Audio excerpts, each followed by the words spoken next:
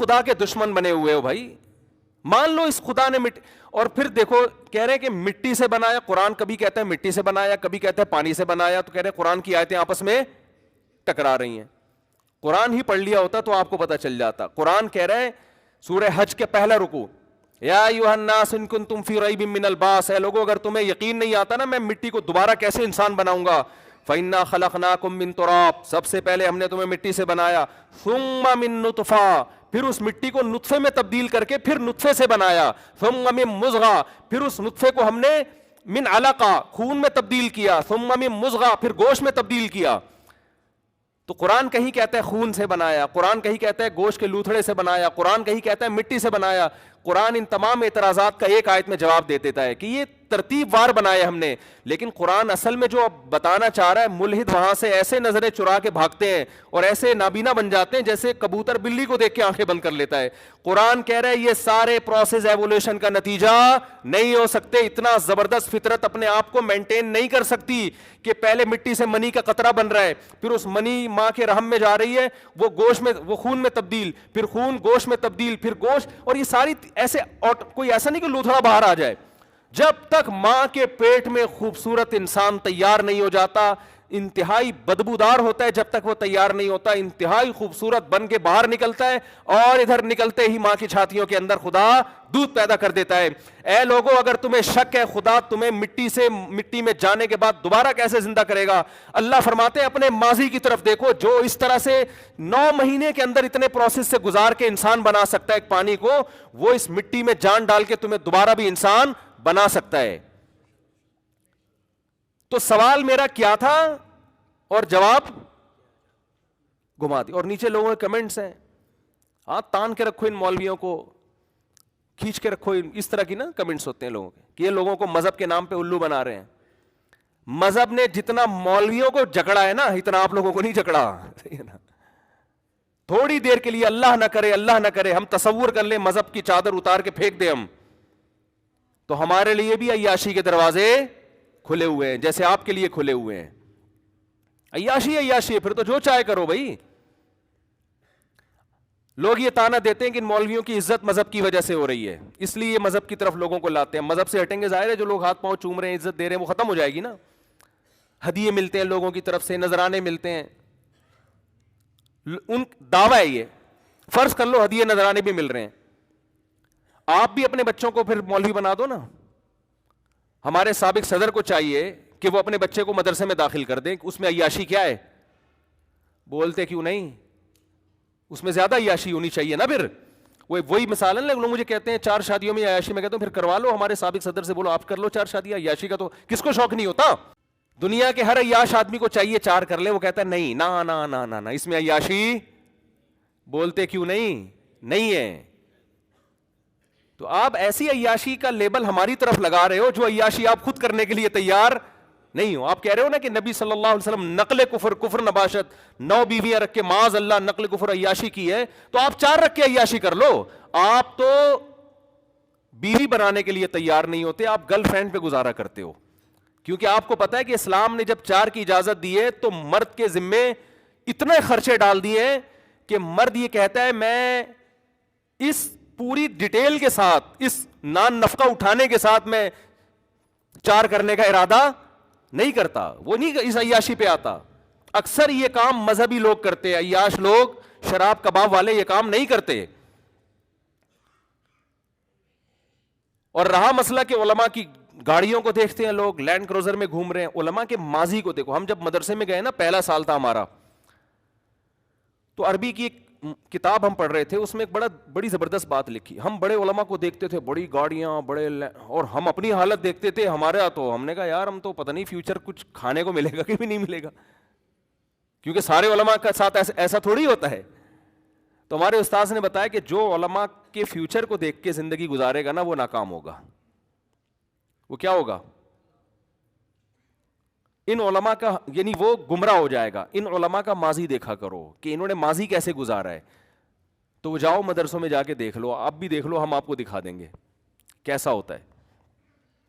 وہاں وہ سہولتیں نہیں ہوتی عام طور پہ جو یونیورسٹیوں میں ہیں, وہاں وہ کیریئر نہیں ہوتا فیوچر کا جو آپ کا بچہ, یقین نہ آئے نا, آپ کی بیٹی کے لیے, آپ کے بیٹے کے لیے کوئی رشتہ آئے,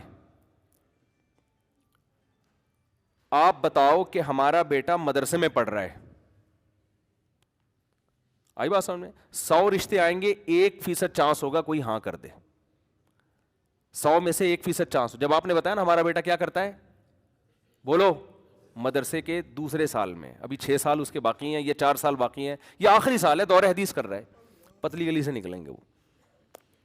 اور اسی شکل کا, اسی قد کاٹ کا آپ کا دوسرا بیٹا ہے جو میڈیکل کالج میں پڑھ رہا ہے, جو کمیشن آفیسر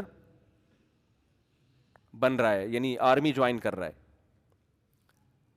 100 میں سے 99 ہاں کریں گے, ایک بیوقوف ہوگا لڑکی کا ابا, وہ کہے گا مجھے ایسی جگہ میں نے ڈاکٹر سے نہیں کرنی. تو کیریئر تو ادھر ہے میرے بھائی. یہ تو کوئی ایک آدھ مولوی ہوتا ہے بیچارہ جو, ورنہ اکثر تو ہمارے مدرسوں میں جا کے دیکھو, ہم سے زیادہ صلاحیت والے, ہم سے زیادہ علمی استعداد والے 15 20 ہزار تنخواہیں لے کے سارا دن محنت کر رہے ہیں, بچوں کو پڑھا رہے ہیں. زیادہ 99% تو ابھی بھی وہی ہیں, انہیں تو لوگ جانتے نہیں, ان کو ہدیے نذرانے کہاں سے دیں گے. تو آپ کہہ سکتے ہیں مجھ سے پھر آپ کیوں نہیں وہاں بیٹھے ہوئے؟ بھائی ہم اس لیے کہ عوام میں ہم نے بیانات شروع کر دیے تو عوام میں ہم مشہور ہو گئے, ورنہ ہمیں تو نہیں تھا کہ ہم مجھے یاد ہے جب میں مدرسے میں پڑھ رہا تھا تو ہمیں بتایا گیا تھا ملا کی دوڑ مسجد سے گھر تک, اس کے علاوہ کوئی لفٹ, ہمارے حضرت نے باقاعدہ عدم لفٹ پر بیان کیا ہے کہ یہ دماغ سے نکال دو کہ تم لوگوں کو عزت ملے گی, پیسہ ملے گا. حضرت کا پہلا بیان ہی یہی تھا, سمجھ رہے ہو, جب ہم مدرسے میں گئے, یہ نکال دو. اور 99 کے ساتھ یہی ہوتا ہے. شاید اللہ تعالیٰ نے یہ دیکھا ہوگا کہ یہ کشتیاں جلا کے آئے ہیں. ہم تو مدرسے میں جب گئے تو ہمیں تو نہیں پتا تھا ہمارا فیوچر کیا ہوگا. ہم نے کہا یار علم حاصل کرتے ہیں, تبلیغ میں وقت لگائیں گے, دین کا کوشش کریں گے, لوگوں کو دین پہ لانے کی. پیسے مل گئے ٹھیک ہے, نہیں ملے تو بھی ٹھیک ہے. یہی سوچ کے آئے تھے, وقف کر کے بس ختم, اب واپس نہیں جانا. تو کسی کو مل جاتے ہیں, کسی کو نہیں ملتے, کسی کا کاروبار چمک جاتا ہے, کسی کو عزت زیادہ مل جاتی ہے, اکثر کو نہیں ملتی. اکثر ہمارے مدرسوں میں جو اساتذہ اور علماء کرام ہیں 99% غریب ہیں, حالانکہ علمی استعداد ان کی بہت زیادہ اور کام دین کا بہت کر رہے ہیں. سمجھ میں آ رہی ہے بات کہ نہیں آ رہی ہے؟ تو وہ یہ سمجھتے ہیں کہ یہ مولویوں نے نا اسلام پہ لوگوں کو لا رہے ہیں تاکہ ان کی دکانیں چلی رہیں. تو مولوی کو میرے بھائی آپ کی دکان سے کوئی واسطہ نہیں ہے. وہ پہلے بیچارہ آتا ہے کشتیاں جلا کے آتا ہے کہ اللہ کھلائے گا, اللہ پھر. ہمارے حضرت کا پہلا بیان تھا ملا کا رزق. حضرت فرماتے رزق کی فکر چھوڑ کے دین کے کام میں لگ جاؤ, رزق ٹکرے مارتا ہوا آئے گا, رزق ٹکرے مارتا ہوا آئے گا. ابھی ہم تھر گئے, اللہ وہاں کے جو ہمارے میزبان تھے اللہ جزائے خیر دے, ہم جب وہاں پہنچے تو انہوں نے دسترخوان لگایا. میرے ساتھ جو ساتھی گیا تھا اس نے کہا تھر بیان میں آئے گا. میں نے کہا آج تھر کا کوئی تعلق ہی نہیں آج کے ٹاپک سے, لیکن آ گیا نا بیان میں. میں تھر سے آیا ہوں نا, کل ریگستان نہیں ہے تھر, وہاں گیا تو ہمارے ایک دوست نے کہا مفتی صاحب جمعے کے بیان میں دیکھنا تھر پہ رپورٹ آئے گی. میں نے کہا نہیں آئے گی, میرا ٹاپک ہی جمعے کا یہ نہیں ہے. اب آ گئی, واقعی اس کو صحیح کہا. تو ہم وہاں بیٹھے ہو دسترخوان پہ, مولویوں کو دیکھو اللہ کیسے رزق کھلاتے, بٹیر ماشاء اللہ, اور اللہ بھلا کرے ہرن, اور یاد ہی نہیں آ رہی چیزیں دیکھو, وہ کہیں گے یار دیکھو کھا کے کیسے بھولے, خرگوش, ٹھیک ہے نا, تیتر, بٹیر نہیں تھا تیتر تھا, مور. ایسا نہ وہ والے پہنچ جائیں گورنمنٹ کے لوگ, تیرے وہ سارا کام ان کا لیگل ہوتا ہے, لیگل کوئی کام نہیں کرتے, لائسنس ہے ان لوگوں کے پاس. تو ایسی چیزوں کے گوشت جو کبھی خواب میں دیکھے بھی نہیں, کھا نہیں سکتا انسان, ایک چیز کھائے گا بھائی. تو پھر کہنے حضرت یہ بھی تھوڑا, میں نے کہا یار انسان ہے, ہم خود ہرن تھوڑی ہیں پورا جنگل کھا جائیں. تو عرض یہ کرنا ہے کہ آپ علماء کے نا فیوچر کو دیکھ کے لوگ بہت متاثر ہوتے ہیں. تو ایسا نہیں ہے, ان کی بڑی, میں اپنے بارے میں نہیں کہہ رہا, لیکن علماء کی مدرسوں میں بڑی قربانیاں ہوتی ہیں, خاص طور پہ شہری لوگوں کی. جس ہم نے جو کالج میں ماحول گزارا نا, جب ہم مدرسے آئے ہیں تو ایسا لگتا تھا کہ جیل کی کوٹری. اس لیے نہیں کہ کوئی ظلم ہو رہا تھا وہاں پہ خدا نہ خواستہ, اس لیے کہ پڑھائی تھی وہاں, وہ لائف کو انجوائے کرنے کی اجازت نہیں تھی کہ پہلے گلے. کالج پہنچتے پہنچتے راستے میں کوئی خربوزے والا, کوئی تربوز والا نہیں چھوڑتے تھے ہم, سب کچھ کھاتے پیتے, پھر آخر میں گنے کے رس پینے کے بعد 2 گھنٹہ لیٹ پہنچے کالج میں. پھر وہاں جناب ہو رہا ہے, پھر جس دن موڈ ہوا کہ یار آج مزہ نہیں آ رہا کلاس میں, نکلو یار, تو نکل گئے جوڑیا بازار تقریب میں, ایس ایم سائنس کالج کے جوڑیا بازار نکل لیا. سارے ہی ایسے کر رہے ہوتے ہیں, کوئی ہم اکیلے نہیں ہیں. جس دن موڈ اچھا ہے پڑھ لیا بیٹھ کے, موڈ اچھا نہیں ہے تو پھر میں تو کم از کم نقل نہیں کرتا تھا, ورنہ ہمارے جتنے ماشاءاللہ اسٹوڈنٹ تھے طبیعت سے پھرے لے کے جاتے تھے ایگزامینیشن ہال میں, ان کو پڑھنے کی ضرورت ہی نہیں ہے. ایک لڑکا کل مجھے ملا, فیل ہو گیا. میں نے کہا فیل ہونے کا آپ کے پاس آپشن ہی نہیں تھا, آپ نے انٹر کیا, آپ تو پھرے لے کر, پوری کلاس پھرے لے کر جا رہی ہے. کہہ رہے یار میری پینٹ میں کوئی جگہ ایسی نہیں تھی جہاں میں نے پھرے, سمجھتے ہیں نا, رکھے ہوں گے آپ لوگوں نے بھی. کہہ رہے کوئی پینٹ میں جگہ ایسی نہیں, کوئی قمیض ایسی نہیں, کوئی کرتا. کراچی کی بھی ماشاءاللہ حکومتی سطح پہ یہ کام ہو رہا ہے الحمدللہ. ایگزامینیشن ہال میں کراچی میں جو طالب علم کتاب لے کے پڑھ رہا ہے, دنیا میں اس سے بڑا بے وقوف کوئی پیدا ہی نہیں ہوا آج تک. بس دیکھ کے کتاب سمجھ میں آنی چاہیے. اب کراچی والوں نے یہ کیا کہ دیکھ کے بھی اتنی صلاحیت ختم ہو گئی ہے کہ پھرا رکھ کے بھی سمجھ میں نہیں آ رہا ہوتا. حقیقت وہ لڑکا جو کل مجھے ملا ہے نا, آپ بھی تھے نا ساتھ میں, میں نے کہا تم فیل کیسے ہو گئے؟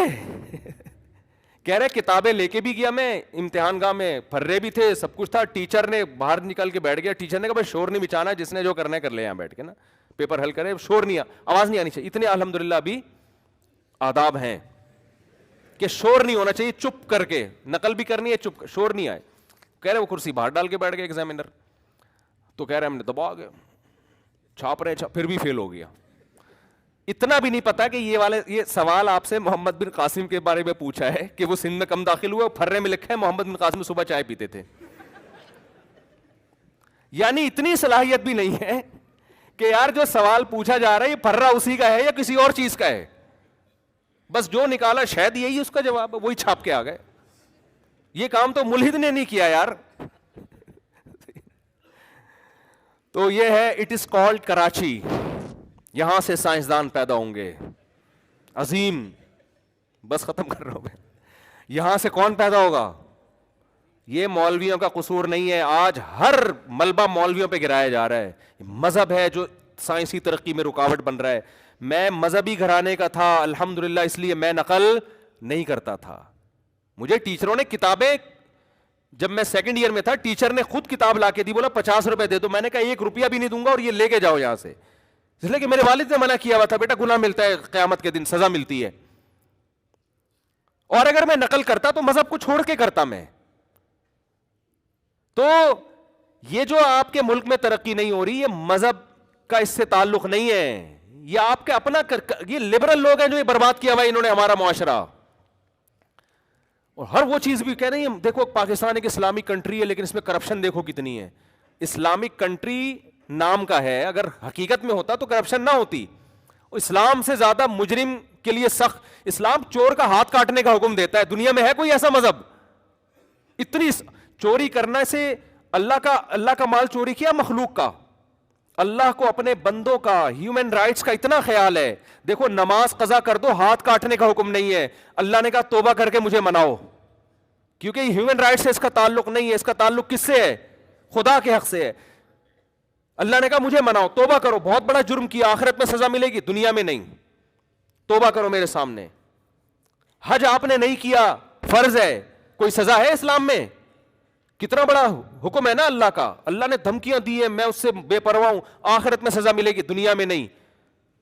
چوری کر دی, کسی کے پیسے چرا لیے, اللہ کو اتنا غصہ آئے کہ اس کا ہاتھ کاٹ دو. تو ہیومن رائٹس لبرل لوگوں کے یہاں زیادہ ہے, اسلام کے یہاں زیادہ ہے. اسلام کے یہاں زیادہ ہے. اسلام کہہ رہے ہیں حقوق العباد میں صرف اللہ سے معافی مانگنا کافی نہیں, اس بندے سے بھی معافی منگوانی پڑے گی. یہ ہمیں ہیومن رائٹس کا بتائیں گے جو تبھی دیکھو یہ کیا حال ہوا ہے ہمارے ملک کا. تو مذہب نہ ہونے کا یہ نتیجہ ہے. اور میں کہتا ہوں یورپ میں, اگر لوگ کہتے ہیں یورپ میں مذہب نہیں ہے, امریکہ میں مذہب نہیں ہے, اتنے اچھے قانون, میں کہتا ہوں اگر مذہب ہوتا تو اس سے زیادہ اچھے ہوتے, وہ اس سے زیادہ اچھے ہوتے. تو مذہب ہمیشہ خیر ہی پیدا کرتا ہے. مذہب ہمیشہ شر کو, صحیح مذہب ہو اگر وہ شر کو ختم کرتا ہے. تو لیبل کافی نہیں ہے مذہب کا, مذہب کو فالو کرنا پڑے گا آپ کو.